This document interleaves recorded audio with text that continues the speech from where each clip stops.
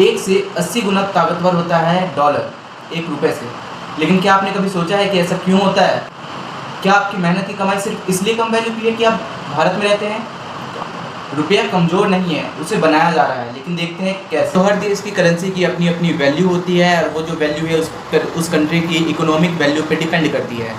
इसको आसान भाषा में समझा जाए कि किसी भी कंट्री की अर्थव्यवस्था को हम कैसे नाप सकते हैं, तो उसका सिंपल सा है कि वो कितना सामान आयात कर रहा है या फिर निर्यात कर रहा है, मतलब कि इम्पोर्ट और एक्सपोर्ट। जितना ज़्यादा कोई भी कंट्री एक्सपोर्ट करती है उसकी ब्रांड वैल्यू उतनी ज़्यादा बढ़ती है, और जितना ज़्यादा कोई भी कंट्री इंपोर्ट करती है सामान तो उसकी जो ब्रांड वैल्यू है वो दिन ब दिन घटती जाती है। अब इसको एग्जांपल के साथ समझते हैं। 100 करोड़ का सामान या कोई भी चीज़ वो अमेरिका को बेचता है, तो अमेरिका उसके बदले में उतने डॉलर देगा हमें, और वो डॉलर रुपए में चेंज होंगे।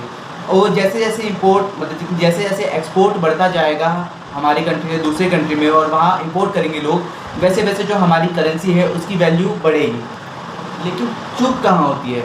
तो दरअसल भारत क्या करता है, भारत तेल, चिप, मोबाइल, दवाइयाँ, ये सभी चीज़ें बाहर की कंट्रीज से इंपोर्ट करता है, जिसकी वजह से उसे डॉलर देने पड़ते हैं। वो ले नहीं रहा है डॉलर में उसको पे करना पड़ रहा है, इसलिए रुपया जो है वो बहुत ज़्यादा ही कमज़ोर होता जा रहा है।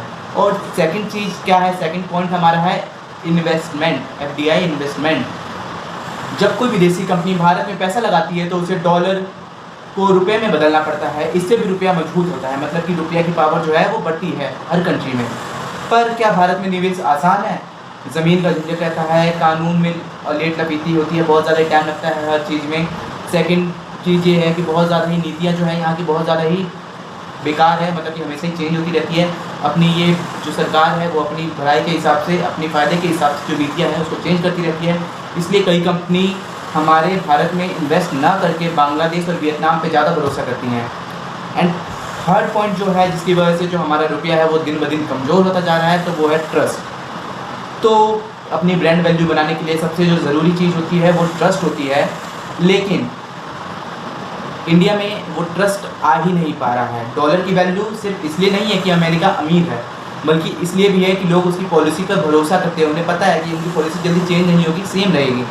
लेकिन भारत में बदलती सरकारें, बदलते नियम और जो पारदर्शिता तो बिल्कुल भी नहीं है। जब नीतियों पे भरोसा ही नहीं होता तो करेंसी कमज़ोर तो होगी ही होगी।